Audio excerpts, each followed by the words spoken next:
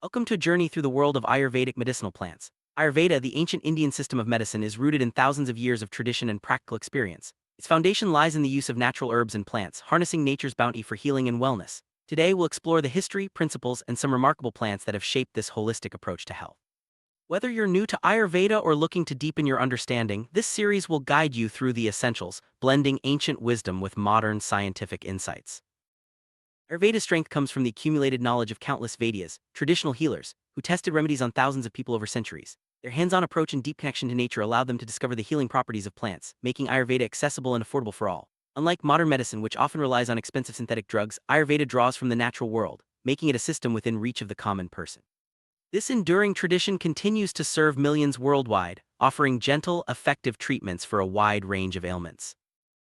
Dia's Materia Medica, the collection of medicinal substances, boasts over 2,000 plant-based drugs. In Emperor Ashoka's time, only about 700 plants were used, but as knowledge grew, so did the number of recognized medicinal herbs. Early students learned directly from their gurus, living in residential schools called gurukulas, where they gained practical skills in plant identification and collection.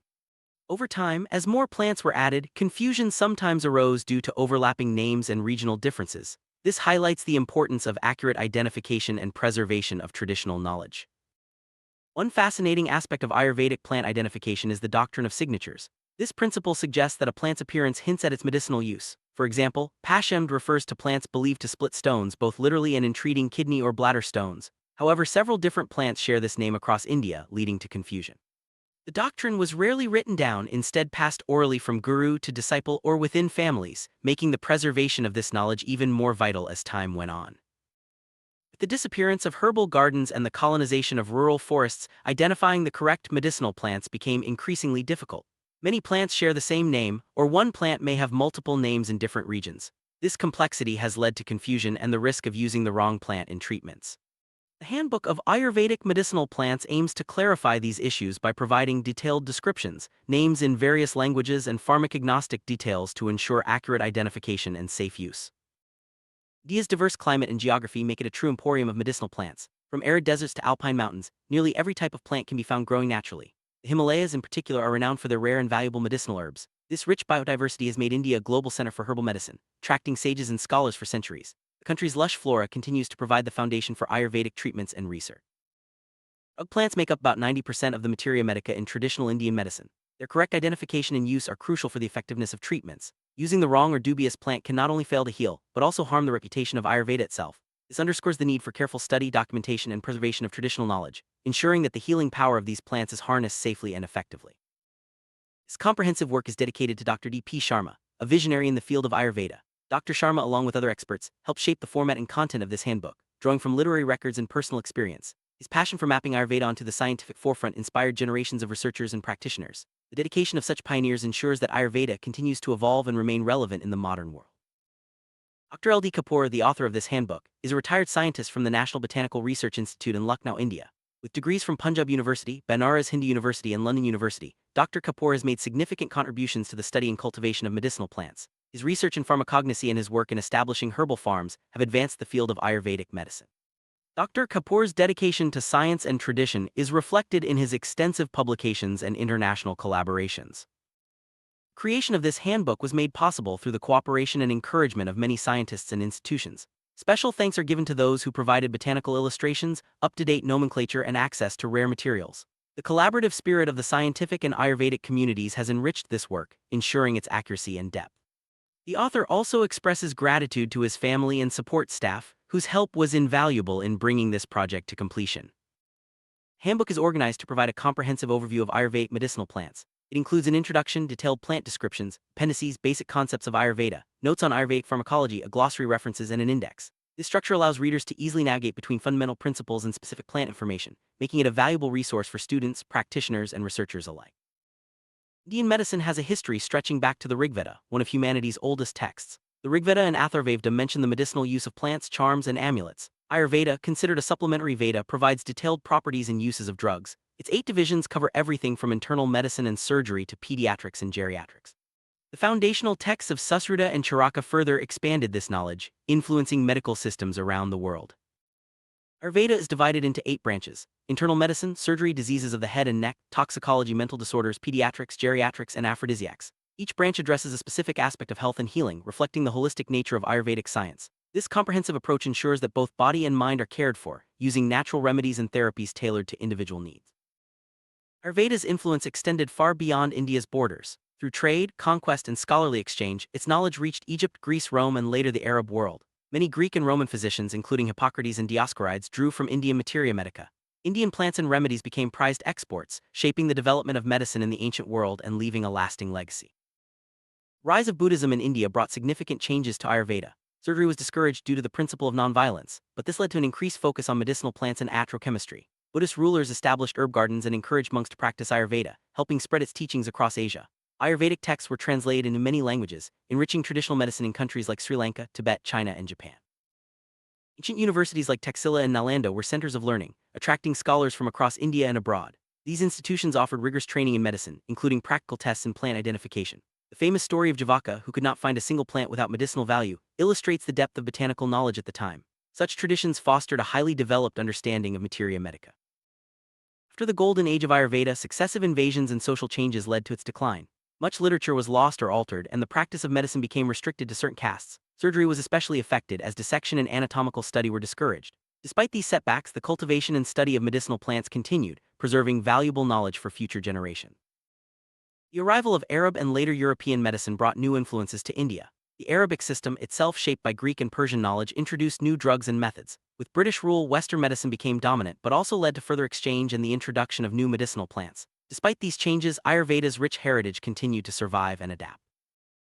Bice spectabilis, known as the Himalayan silver fir, is a tall evergreen tree found in the higher ranges of the Himalayas. Its leaves are used in Ayurveda for their carminative, tonic, and expectorant properties. Decoctions or tinctures of the dried leaves are prescribed for cough, asthma, bronchitis, and bladder ailments. The plant contains a crystalline alkaloid called taxin, and its traditional uses are supported by its pharmacological action. Broma augusta or devil's cotton grows throughout the hotter parts of India. Its roots, bark, stem, and leaves are used in Ayurveda. The root bark is especially valued for regulating menstrual flow and as a uterine tonic. The plant contains alkaloids like bromine and betaine, and its leaves and stem are demulcent. Infusions are used for gonorrhea, while root juice helps with dysmenorrhea and conception. Bruce precatorius, commonly known as jaquirity, is a beautiful woody climber found across India. Its roots, leaves, and seeds are used in traditional medicine. The seeds are bright red with a black spot and are known for their potent, sometimes toxic effects. While the leaves are used as a blood purifier and for sore throats, the seeds are purgative and emetic. Careful preparation is essential due to their toxicity. Acacia catechu, or the catechu tree, is widely distributed in India. Its extract, known as katha, is a powerful astringent used for diarrhea, dysentery, and bleeding disorders. The heartwood contains catechun and catechutanic acid, making it effective for oral and uterine health. Catechu is also used as a lozenge for mouth ulcers and as a tonic for nursing mothers. Acacia farnesiana, or cassia flower, is a small aromatic tree found throughout India. Its bark, leaves, gum, pods, and flowers are used in Ayurveda. The oil from its flowers contains benzaldehyde and salicylic acid, while the pods are rich in tannin. Decoctions are used for oral health, and the gum serves as a substitute for gum arabic. The plant is also valued as an adjunct to aphrodisiac therapies. Acacia nilotica, or babool tree, is common in dry regions of India. Its bark, gum, leaves, seeds, and pods are used for their astringent, demulcent, and nutritive properties. The gum soothes inflamed membranes, while the bark and leaves are used for diarrhea, wounds, and skin diseases. The plant is also recognized for its antiseptic and antidysenteric effects. Chiranzaspura, or rough chaff tree, is a small herb found as a weed across India. Its herb, leaves, seeds, and root are used in Ayurveda for their astringent, diuretic, and purgative effects. The plant is particularly useful in treating renal dropsy, bronchial conditions, and leprosy. Decoctions are also used for stomachache, diarrhea, and skin eruptions. Aconitum ferox, or Indian aconite, grows in the temperate Himalayas. Its dried tuberous root is used for its diaphoretic, diuretic, and antipyretic properties. The root contains the toxic alkaloid pseudoconitine and must be used with caution. In small doses, it is used for neuralgia, rheumatism, and certain skin conditions, but in larger amounts, it acts as a powerful sedative and poison.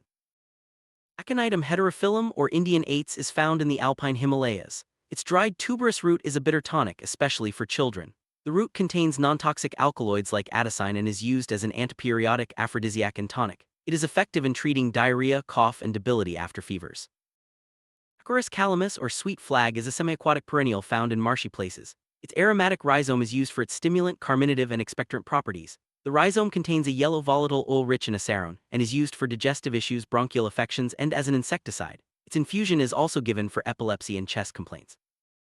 Adiantum philippense, or maidenhair fern, thrives in moist places across India. The whole plant is used for its febrifuge, diuretic, and expectorant properties. It is especially valued for respiratory troubles as well as for its cooling and tonic effects. The rhizome is used in leprosy and fever, and the plant is considered an anthelmintic. Eagle marmelos or bale fruit is indigenous to India and widely cultivated. Its fruits, root, bark, stem, leaves, and flowers are used in Ayurveda. The ripe fruit is sweet and laxative, while the unripe fruit is astringent and digestive. Decoctions are used for asthma, diarrhea, and heart palpitations. The plant contains alkaloids, essential oils, and coumarins, making it a versatile remedy.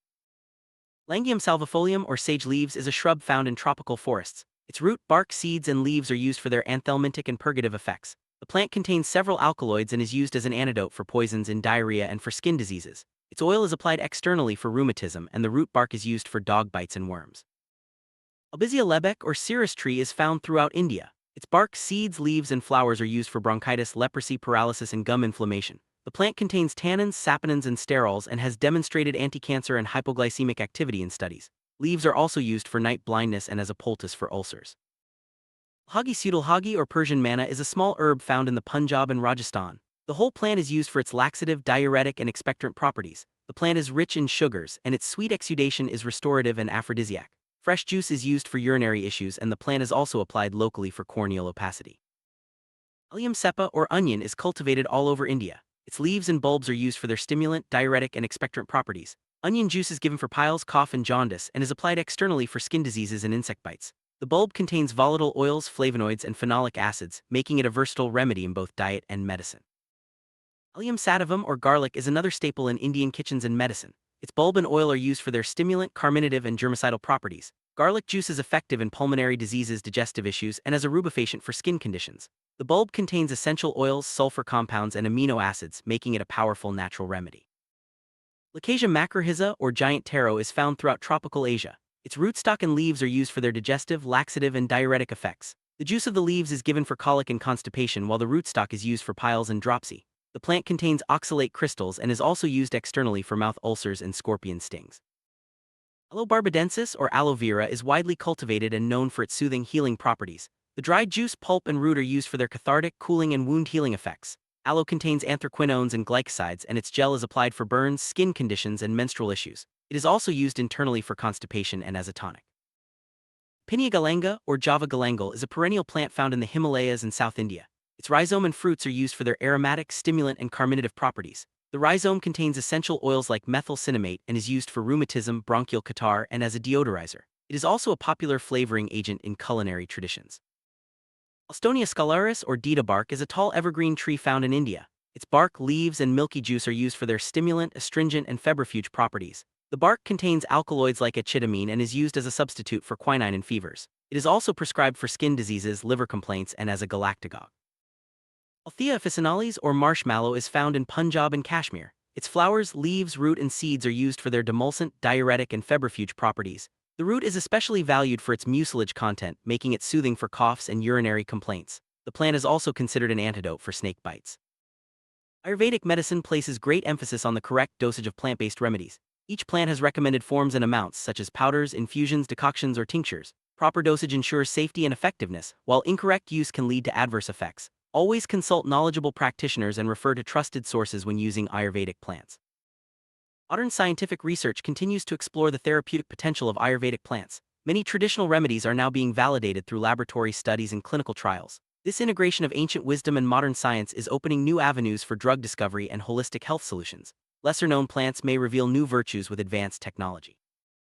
Preservation of herbal knowledge is essential for the future of Ayurveda. Efforts are underway to document, standardize, and protect traditional plant uses. Botanical gardens, research institutes, and educational programs play a key role in safeguarding this heritage. By valuing both oral traditions and scientific methods, we can ensure that the healing power of plants remains accessible for generations to come. Ayurveda continues to thrive in the modern world, offering holistic solutions for health and wellness. Its emphasis on balance, natural remedies, and individualized care resonates with people seeking alternatives to conventional medicine. As interest grows globally, Ayurveda is being integrated into wellness programs, research, and healthcare systems, bridging the gap between tradition and innovation. Handbook of Ayurvedic Medicinal Plants is a testament to the enduring relationship between humans and nature. From ancient times to the present, plants have provided healing, nourishment, and inspiration. By understanding their properties and respecting traditional knowledge, we can harness their power for better health and well-being. Let us continue to explore, preserve, and celebrate the rich legacy of Ayurvedic medicinal plants.